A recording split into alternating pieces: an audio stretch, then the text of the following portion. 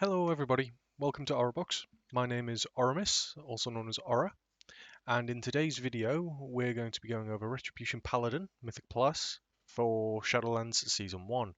So we'll be covering tips, tricks, talents, gear, legendaries, things like that. Um, Specifically, or more accurately, tailored towards newer Retribution Paladins and those trying to get Keystone Master. So let's get into the talents. So talents are well, you have two camps for Retribution Paladins. You have the AoE focused build, and then you have what is sometimes referred as to the 1 minute build or the Final Reckoning build, which is this particular setup where you use Execution Sentence and Final Reckoning. This is more tailored towards Kyrian Red Paladins, because Final Reckoning synergizes extremely well with Divine Toll, the Kyrian class ability. But let's break the talents down and where you might want to use them and how you may want to use them. So the traditional setup for Mythic Plus that you will see a lot of Red Paladins run is the Sanctified Wrath build. This is because Judgment. Oh, well, let's break the talents down. So Zeal. Judgment empowers you with Holy Zeal, causing your next 3 auto attacks to occur 30% faster and deal 160 holy damage. Now, why is that good? Well, obviously, rotationally, you're going to be casting a lot of Judgments, but Zeal in and of itself just adds that little bit of consistent damage throughout the course of a dungeon. Whereas Execution Sentence, which is the 1 minute build, is that what it's a holy power spender, so it's amplified by your judgment, but is obviously only single target. It doesn't do any AoE burst, it doesn't do anything like that. So it's very, very good for priority targets or tyrannical weeks. But there is a little interaction with Zeal that we'll go into when we start talking about stat weights and how these builds differ slightly. Going into the next row, so your level 25 row, the most common choices are between Imperium Power and Blade of Wrath. Now, Imperium Power gives you 3 Divine Storms and causes those Divine Storms to do additional damage. And rotationally, Red Paladins need to be or should be casting Divine Storm on 2 targets plus. So, as you can imagine, Mythic Plus, you're constantly up against more than 2 targets.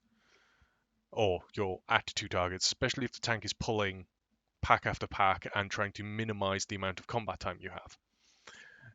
So Imperium Power has a lot of value, especially during fortified weeks. During tyrannical weeks, however, the argument can be made the Blade of Wrath is better, because it allows for you to have resets of Blade of Justice, which generates 2 holy power. Now, depending on your levels of crit, you can get a lot more resets and therefore a lot more holy power, which then allows you to get more Divine Storms out rather than necessarily relying on the Imperium Power proc, because it is only a 15% proc. The next 2 tier rows are a matter of preference. Generally speaking, the CC row at level 30 is usually Fist of Justice. A case can be made for Repentance if your team is running lower on CC. For example, Spires of Ascension, coming up to the first boss, there is that pack of 5 with a Mender in it. If you don't have, for whatever reason, if you're not running something like a Mage or a Shaman, you can repent the target and your tank can then pull the other mobs away from it, and then it becomes your job to just keep that mob CC'd. Sometimes a Holy Paladin will run Repentance for this reason, but generally the default is going to be Fist of Justice, because it allows you to have your stun, good old Hammer of Justice, on a shorter cooldown. I think overall it averages it down to about 30-second cooldown rather than a minute, which is quite nice. Now, this is where things start getting a little bit fun. At level 35, we have the tier Unbreakable Spirit, Cavalier, and Eye for an Eye. Now, Eye for an Eye is generally taken as a PvP talent, so we can forego it here. But Unbreakable Spirit versus Cavalier, it gives you a choice between having more defensive utility for yourself, or the ability to kite or move in and out of things faster. An example of this could be if you wanted to assist third boss in Plaguefall, Venema, the Spider Girl. What's her name? Dungeons. Theater of Pain. Nope, wrong one. Plaguefall. Domina Venerblade. Now, during that fight, she spawns ads. And depending on how your tank, or depending on what your tank is and how they pull, you may need to assist in getting things out. So with Cavalier, for instance, you can Divine Steed out, drop a Consecration on one of the webs, forcing the ad to spawn, and then you can run back. Alternatively, Unbreakable Spirit reduces the cooldown of Divine Shield, Lay on Hands, and Shield of Vengeance, which we can use as a damaging ability and as a DPS increase from pack to pack. So I'd recommend going Unbreakable Spirit for the majority of cases. The next tier at 40, pretty much at the moment, is a no-brainer. You go Seraphim. Holy Avenger on paper, with its holy power generation being tripled, is or sounds fantastic, because that means you can use a holy power spender every other global, or every other spell rather. But unfortunately, because it's a 3-minute cooldown, it doesn't line up particularly well with anything that we have. And Divine Purpose, although it has a 15% chance to proc, and it does its damage, it's not as good as Seraphim because Seraphim gives us stats. The fact that it magnifies all of our secondary stats is a huge boon, especially when it says Mastery and Versatility, because those things really start coming into their own shortly. Now, the 45 tier, you have a choice between Healing Hands or Selfless Healer.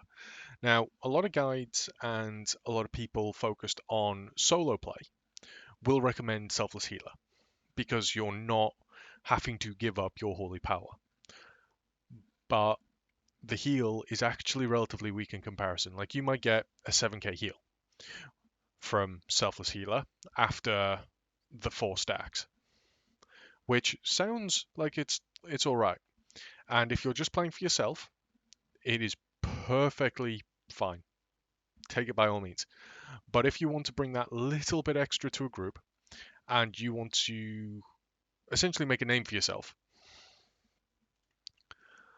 I'd recommend going Healing Hands, because Healing Hands interaction, especially with Unbreakable Spirit, and if you're willing to use things like your Lay on Hands or Word of Glories to help a healer, then what is usually considered a 10-minute cooldown with Lay on Hands, made 7 minutes by Unbreakable Spirit, as you can see here. Going Cavalier, you 10-minute Lay on Hands. Unbreakable Spirit reduces it by 30%, which is lovely. But Healing Hands, if you heal a target with Lay on Hands before, like when they're around 10% health, Lay on Hands becomes a 3-minute cooldown. So it becomes the clincher tank utility saving button if your healer's struggling. A good healer example for this would be Restoration Druids. Restoration Druids at the moment aren't particularly strong. They're good, but they have places where they falter, especially in this particular season. Like Prideful, for instance, if a mob's still up and the Prideful spawns and things start getting out a little bit out of hand, Healing Hands really starts coming into its own. because it also affects Word of Glory. So, from a play style perspective, and one of the things that I have done in Keys is towards the end of the Prideful's life, when it's at 20 stacks and the healer's struggling and running out of mana, I can start pumping out Word of Glories on targets that need the healing. Or I can just flat take over healing certain members of the group, predominantly myself and maybe another DPS. At which point the healer can focus on keeping themselves alive, the tank alive, and we can both share the responsibility of the fifth person if it's required. Usually people are quite good about using their defensives, but having that option to throw out a 22k Word of Glory heal for 3 Holy Power, which can bring someone up from, 10% health to 60% health comfortably, is nothing to be sniffed at. For final tier, you have Sanctified Wrath or Final Reckoning. Final Reckoning goes back into that 1 minute play style where you're essentially you will hold Seraphim, Wake of Ashes, the extra 15 seconds so that you line everything up on a minute. This gives you massive priority damage going into packs. And once you start getting to higher keys, 17s, 18s, and that, you will find that you have a button for every pack. So going through Plaguefall, again, as a good example, there are certain mobs as you're going through that are necessary to be killed ASAP. Sanguine Depths, again, the same. The brutes before you're going up to the first boss, like big tank damage and a priority target to some tanks. With the Execution Sentence and Final Reckoning build, you can go in and you can go, right, this is my job. Alternatively, you can play Sanctified Wrath, where you do essentially AoE pulsing damage every time you spend Holy Power. So the faster you can get out your Holy Spenders, the more pulses you are going to do of AoE damage. Kind of think of it like a Fire Mage's Ignite. So Fire Mage hits Combust, everything starts blowing up, and they're spreading their ignites. Sanctified Wrath kind of starts playing like that, in that you want to be hitting things as hard as you can, and the things around you will just take consistent AoE damage from you. Now, going into the stat weights for this, excuse me a moment.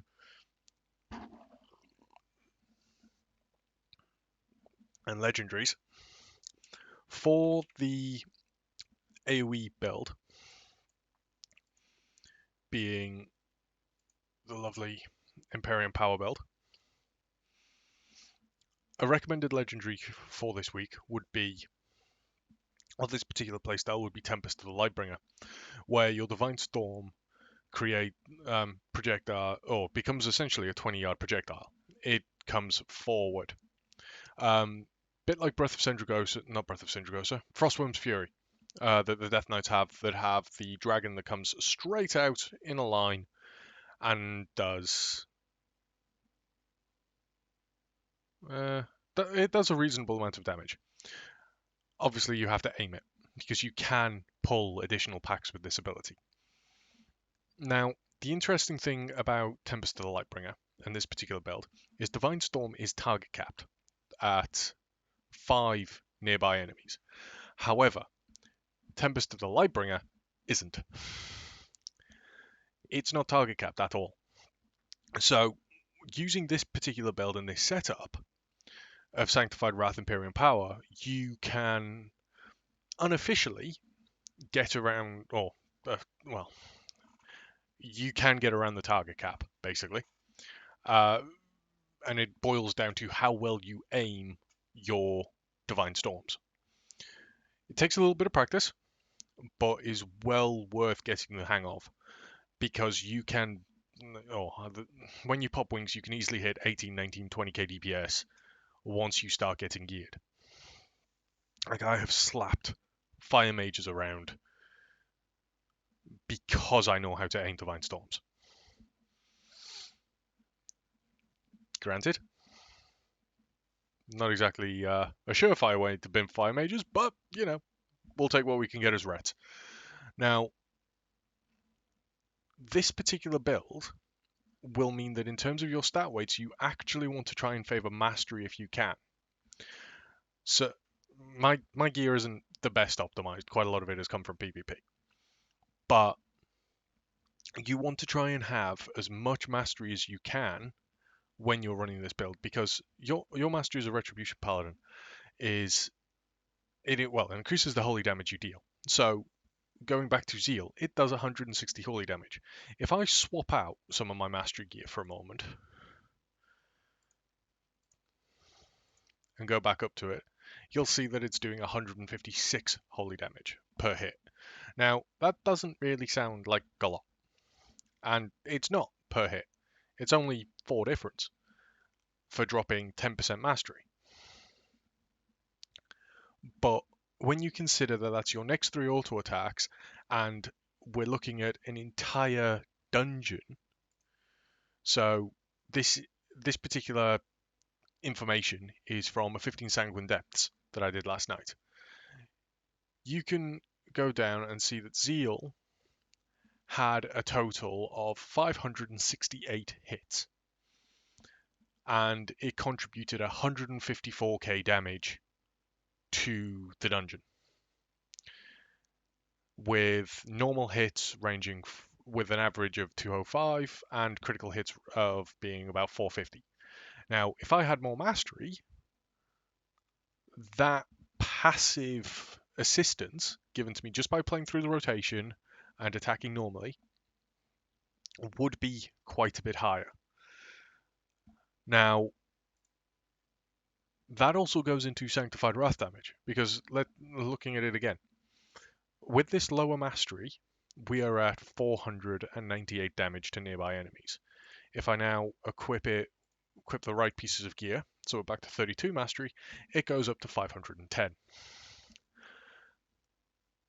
So again, you're kind of favoring mastery with this build, because you're wanting to increase the effectiveness specifically of Sanctified Wrath, because your big focus is around wings at this point. So every time you have wings available, you want to be hitting it. We'll be going more into this in the tips later on. But you want to maximize the effectiveness of this talent with mastery.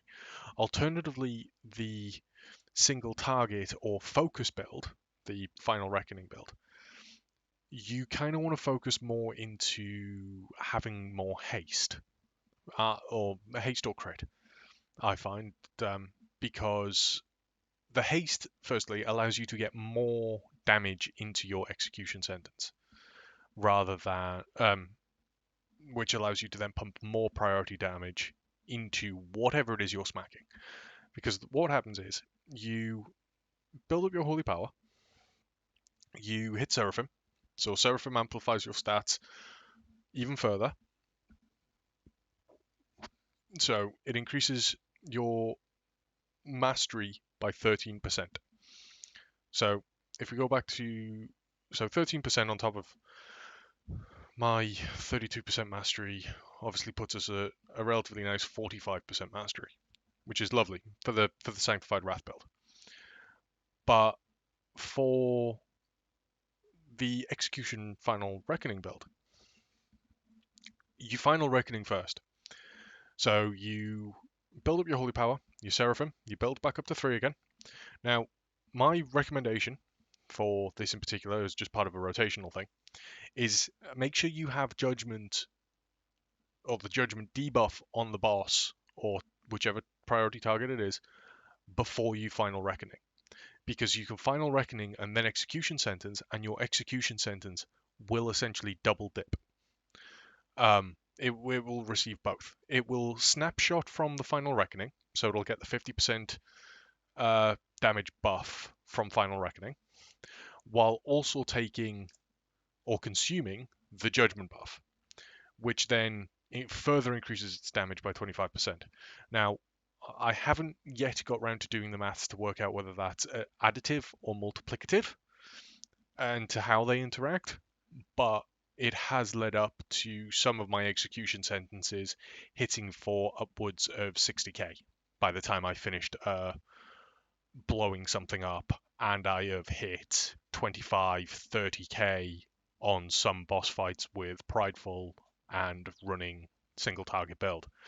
So shredding through 15 and 16 key bosses using this strategy.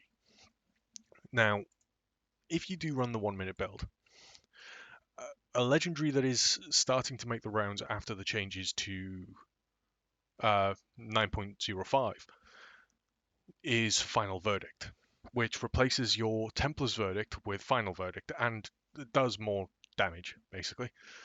But also has a 15% chance to reset Hammer of Wrath, or to activate it, allowing you to use it regardless of a target's health. Hammer of Wrath traditionally can either only be used when a mob's below 20% health or during Avenging Wrath. But Final Verdict gives you a chance to essentially generate a free bit of holy power. So that's really handy. Two other legendaries that are worth mentioning, however, that are quite common, are Magistrates Judgment, or it is Magistrates Judgment, I think. Yeah, the Magistrates Judgment. Judgment has a 75% chance to reduce the power of your next Holy Power spender. Now, this also got a buff, and specifically for Kyrians, got an interaction with Ring and Clarity. Now, it stacks up to 2 times. So that means that if you, well, if you get 2 of the buff, and because we have 5 Holy Power, it improves our economy of Holy Power spenders drastically. Now, the interaction I was talking about is Ring and Clarity. Now, Ring and Clarity is a Soulbind conduit that allows Divine Toll a chance to be cast extra times. And they changed the speed at which this happened so that Magistrate's Judgment can actually proc off the first and last Judgment cast from Divine Toll, especially if it procs Ring and Clarity single target, meaning that you can, rather than having to spend, like if you get to 5 Holy Power, usually you have to spend Crusader Strike and then spend again. With Magistrate's Judgment, after a Divine Toll potentially, you can just go Templar's Verdict, or Divine Storm into whatever you need. So it's rather strong. Another legendary that is quite popular amongst the Red Paladin community is the Mad Paragons. Now, Mad Paragons, and this is primarily aimed more at those that play Venthia, but the Mad Paragon, Hammer of Wrath deals 30% additional damage and extends the duration of wings, which means that you can quite easily extend your wings duration even further. So this doubles down with Sanctified Wrath. So Sanctified Wrath increases our Avenging Wrath cooldown to 25 seconds. Mad Paragon could further extend that so you're at 30, and I think one of my friends managed a 32-second Avenging Wrath window. So with Sanctified Wrath, that then became an obscene amount of AoE damage.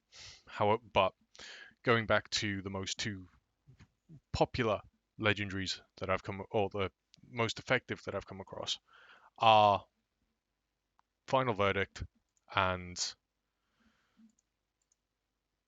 Tempest of the Lightbringer. And we've kind of covered stats in that as well, and how if you're more AoE focused, I'd recommend going more mastery focused, and if you're single target, more crit and haste. But the stats themselves are completely down to what your character has got in terms of gear. You will probably have to sim yourself at some point. And I know that's not the best thing to hear when you're a new player or you're new to a class, because it is the worst thing to hear, just being told, sim yourself. But unfortunately, Paladins don't really have set stat weights anymore. Historically, we used to have cases where it would be like, right, you need to get to a minimum of 20% haste and then you're good, as is the case with Pro Paladins. or you needed a certain amount of crit, but now it's just all over the shop. Like, for instance, pulling up my patchwork sims, I am crit. I prefer crit, then mastery, then haste, and then versatility last, because I do have quite a lot of versatility for my PvE gear. My single target has 16% versatility, which is still quite high. Could do with coming down a little bit, but that can't be helped. So now we've kind of covered those bits, we will discuss soulbites. Now, it comes as no surprise that for Kyrian, Pelagos is our best, just flat best. He thumps on both Claire and Mechanicos. Now, our conduit options, we have a couple. Unfortunately, as Kyrian, the one that has to be locked into our potency slot is Ring and Clarity, because it is so strong. Having Divine Toll, being able to throw out additional judgments on our single target, and at 200 item level potency, it's over 50% of the time, is a huge DPS increase. It's RNG as to how much DPS you gain from it, but it is a DPS increase. I've had Divine Tolls hit for 30, 40k during Wings because I've had 3 judgments and they've all crit. And that also feeds into Execution Sentence, because Execution takes a portion of the damage you deal during its duration to then hit at the end. But our other potency conduit, we have 4 options available to us, depending on how you play, and again, kind of depending on your stats. Because I am crit heavy, Expurgation is my preferred conduit. So whenever my Blade of Justice crits, I put a dot on the target, dealing a percentage of damage. And if we go back to my key, the 15 Sanguine Depths that we did last night, you will see that Expurgation did 201k and I had a total of 115 hits. So I had an 11% uptime across the entire dungeon, which is pretty big, to be honest, from just a small conduit that's only dealing 44.8% of the total damage over a course of 6 seconds. So it's only a 6-second dot. But it still did 201k damage over the course of a dungeon. Bearing in mind Blade of Wrath itself only did nearly 400. So it is almost, well, it is getting 50% value, additional 50% value out of one of your main rotational abilities.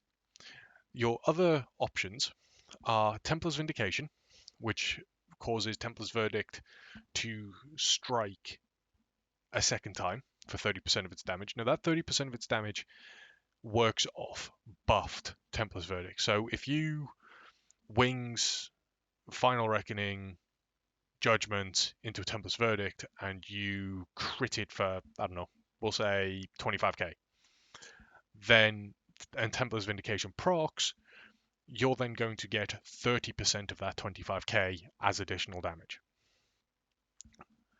which can be pretty huge, but is more of a consistent, well, I say consistent, it's a proc-based addition to what is your consistent damage. Like, even though it was a Mythic Plus, I still got 110 casts of Templar's Verdict in.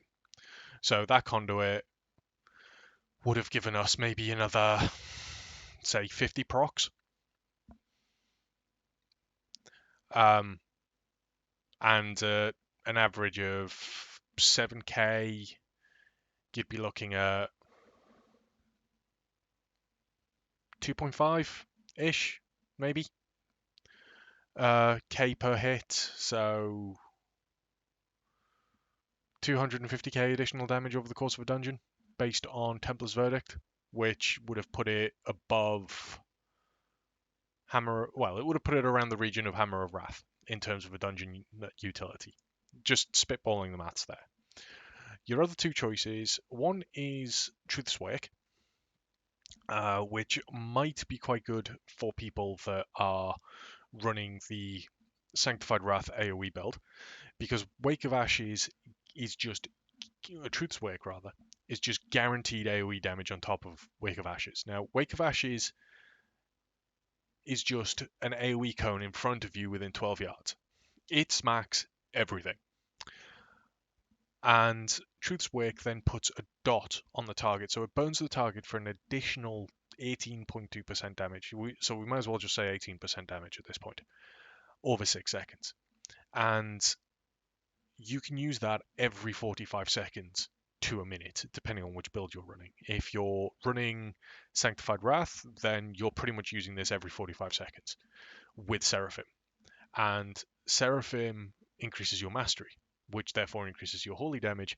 And Wake of Ashes is radiant damage, but classes as holy when we're dealing damage. So it gets buffed, which therefore means this dot gets buffed and your AoE burst damage starts climbing. So a way to use this would be going from pack to pack. The tank pulls, establishes aggro, that's given you time to build up your Seraphim. You've popped Seraphim, and then it's Wake of Ashes into a Divine Storm. That is going to be a lot of burst damage. And my usual damage profile is we will go into packs and I will be top damage for 10, 15 seconds, and then the Shaman or the Mage or the Druid will then start catching me, because I've done a lot of my damage at the start of the pack when things are dangerous. The final conduit that we can use is Virtuous Command, and that is quite strong, quite popular, especially for those that have a little bit more haste, because it essentially acts like a second Zeal, in that Judgment then grants you Virtuous Command, which causes your Templar's Verdict, Crusader Strike to deal additional holy damage, which is then also buffed by our Mastery. So you can start to see why throughout all these builds, Mastery kind of plays a part, and why, especially for Mythic Plus, you might want to favor Mastery more than you might for Soul Single Target, because we have lots of little things that we can buff. Now, one thing I do know for the Venthia Red Paladins or any of the other Covenant Paladins, a usual combination for potency conduits will have you use Virtuous Command in place of Ring and Clarity. So Virtuous Command becomes your go-to a lot of the time. So you'll have a combination of Virtuous Command, Expurgation, or maybe Templar's Vindication instead of Expurgation.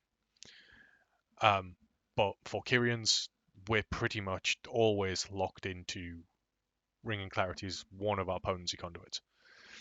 Now, for Endurance and our Finesse conduits, it's a matter of playstyle and how you want to play. I'm using Light's Barding at the moment, just because that gives me slightly longer Divine Steed, so I can keep up with my tanks, because I tend to run with quite high mobility tanks. And I don't necessarily always have time to mount up, or I can't mount up in dungeons such as Sanguine Depths, or the lower half of Theatre of Pain.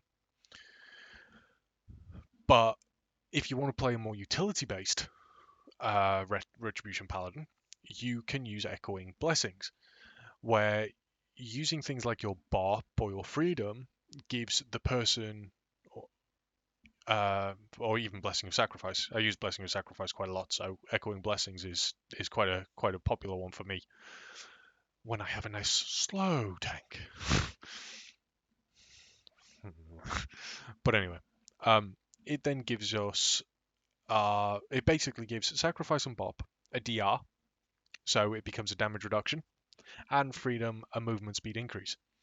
So using Echoing Blessings on a priest, for instance, you can give a priest Freedom, and all of a sudden they're moving that little bit faster, which is quite nice if they need to get out of something, or if you're trying to help the healer or a ranged DPS on Zav,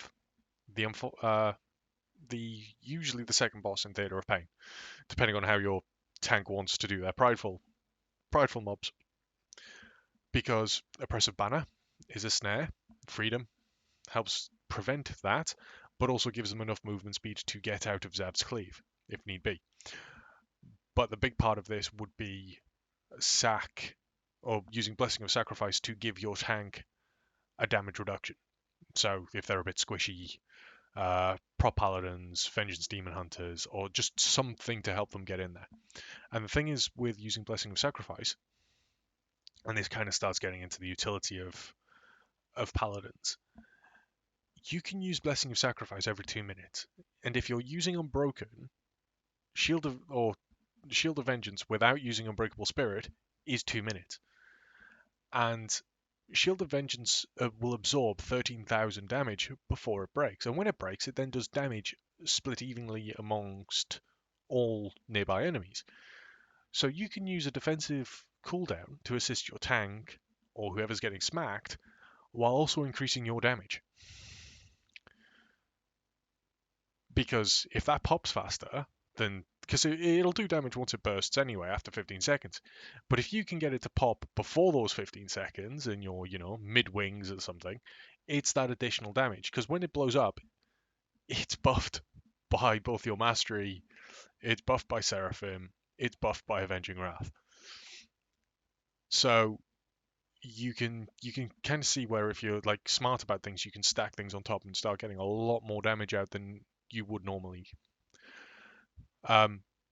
There is the occasion where you might want to use Wretched Evil or Pure Concentration for Finesse Conduits, but they are very, very niche. Pure Concentration is predominantly used in PvP because it adds a fear reduction effect.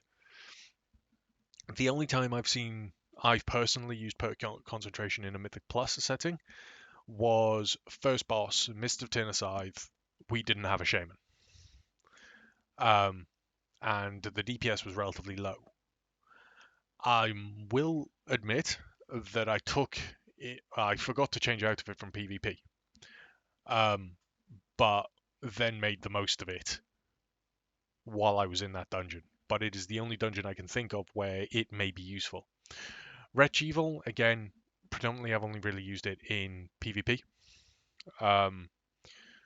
but as fear for undeads or demons, or aberrations, it could see some use.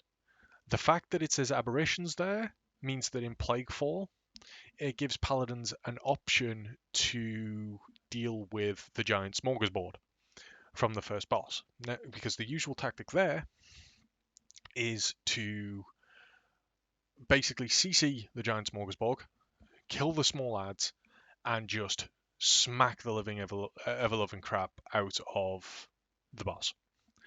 So usually you want things like Hunter Trap, but as a paladin, you can turn evil, which will fear it in place. Sometimes you have warriors in Tim Shout, but turn evil, 15 second, it's a 1.4 second cast, 15 second cooldown, you can pretty much control that aberration for the remainder of the fight. It does have a relatively small range though, so this is usually a case of you want to use it at the start, like Hodge, interfere, and then just focus purely on the boss and try and blow it up in the next 40 seconds. Otherwise, you're going to have to see yourself running across the map, probably. But that's by the by. In terms of endurance conduits, there's only really two I'd recommend. You have Shielding Words or Divine Call. Now, Divine Call sees more use if you have to take a secondary endurance conduit for whatever reason, whether it be your Soulbind setup or because you feel like you want that extra bit of defensive, because it reduces the cooldown of Divine Shield further and essentially brings you down to what I believe is about a 2.5 minute cooldown for Divine Shield. But 99.9% of the time, you will run Shielding Words. The 200 item level conduit drops off Sun King Kel'Thas in the raid, and what it does is it means that every time you cast Word of Glory, you get 21%, or it then prevents 21% of the healing it does as a shield. Now, this is where Healing Hands really comes into its own with shielding words. Because the lower health you are, the more effective that Healing Hands Word of Glory is going to be.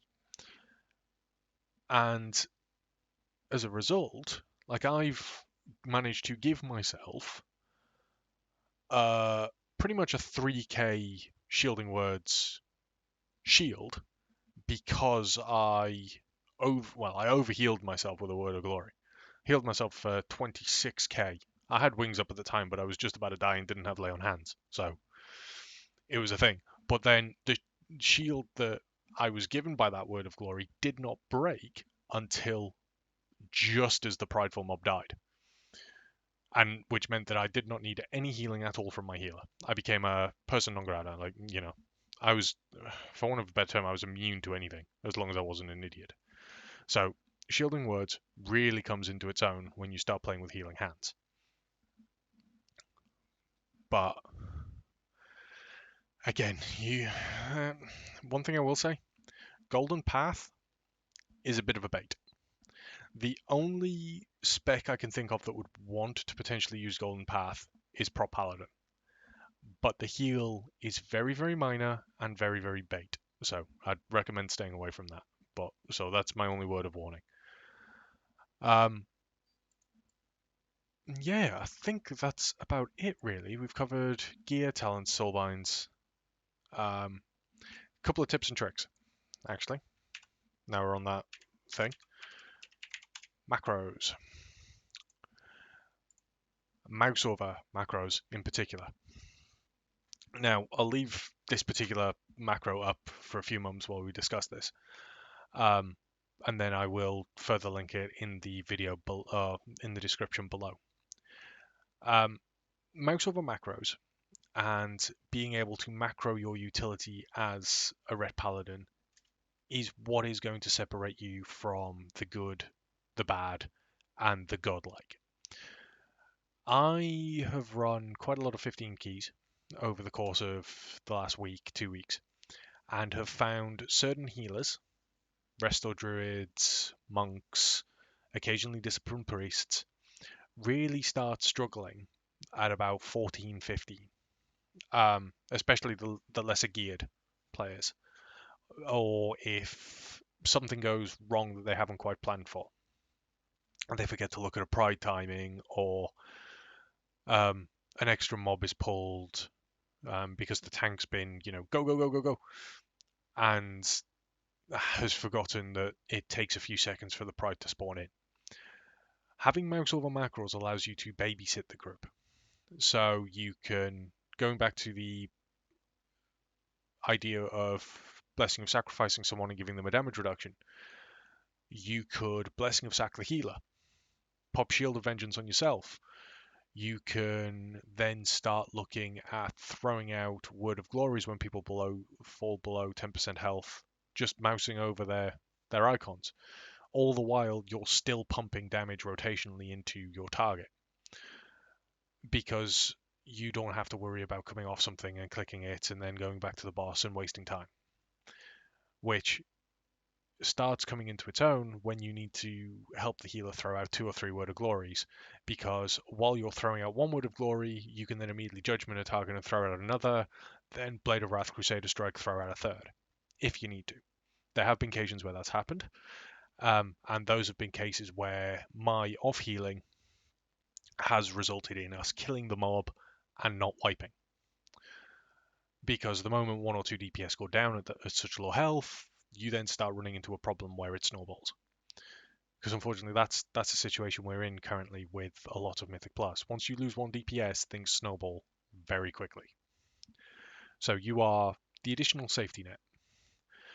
One thing I will say, if you know someone's going to go down though, swap to Retribution Aura and get free wings. Having that, knowing when it's going to happen,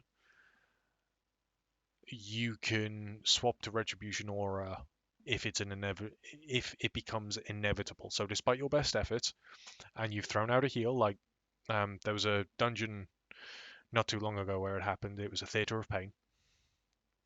I threw out a Word of Glory onto our healer, kept him alive, but our Shaman DPS hit the dirt because it was that moment of I can only choose one person to heal here. And because because I'd swapped to Retribution Aura in the process, as the Shaman died, I got wings, and that gave us a sufficient counterbalance for DPS and healing as well, because you've got to remember that wings will increase your off healing potential. We got the mob down without any further deaths. Bit sloppy, but it worked. But one thing that will just, even if you forget to do all the Word of Glories and you don't want to be wasting holy power and you just want to deeps, one thing that will make healers love you and will make your groups love you, especially if you want to climb. So if you've ever watched guides from the likes of Tetals, Dratnos, and those other legends over in that corner, you kind of want to network. You want to make it known that you can do the extra bit, especially if you want to try and push. Cleanse Toxins. You will be a druid's best friend. Or any healer actually. If a healer can't do diseases or poisons, as a red paladin, having a mouse with a macro being able to deal with it is a godsend. So going through Plaguefall again, prime example, it is filled with diseases. Now, if you've got a restoration druid healer, druids can't dispel diseases, and those diseases will make your tank's life a misery, especially going from first boss through to second. That particular part of the gauntlet is really, really nasty. Being able to cleanse toxins off the tank and being able to track them will make both your tank's life and your healer's life a lot easier. Especially if, for instance, they both know that you're the only person that's doing it. I did a Plaguefall where we had a warrior tank and a druid healer. And there's me, mouse wheel down, because that's what I've got my dispel bound to, dispelling the tank constantly. And at the end of the key, I got whispered by both individuals saying thank you and talking about how much easier I'd made their run. Because the warrior wasn't having to worry about his max health being reduced or that he was taking disease damage. And the healer wasn't having to worry about unnecessary healing because he was having to try and essentially out-heal the disease, which on a fortified week is actually quite difficult, especially once you start getting 3 or 4 stacks and the tank's health is being reduced. But anyway, that pretty much summarizes a lot of my guide and a lot of what I think is necessary for newer players. Feel free to hit the comments below and tell me if there's anything I've missed or anything you'd like to see. And depending on, and hopefully, if this video is successful or helps in any way, I will start specifically doing dungeon tips and tricks. So, like how to assist better in Plaguefall, things to watch out for, Theatre of Pain, how you can assist there, where to hold, like if it's necessary to hold your cooldowns or not. Like a good example being the mobs going to the third boss, usually, of Theatre of Pain. What's her name?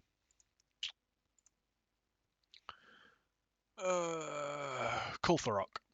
So just before there, where you have the ghostly apparition boys that cast the Soul.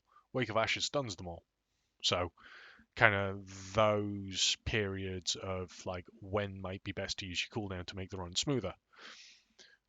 We can kind of go into those guides at a later date. So hopefully this guide helps you guys. Hopefully it's not been too waffly. It is my first guide. And hopefully I will see you guys around. If you want to hang about and enjoy some chill vibes with me, I stream on Twitch pretty much every night from about 8 o'clock server time onwards. And That is a you, I would like to add. Um, but feel free to hop onto my stream, say hi, and we can have a laugh and move on, improve as a community. So, thank you very much for watching my video, and I will see you all again next time. Take care, folks.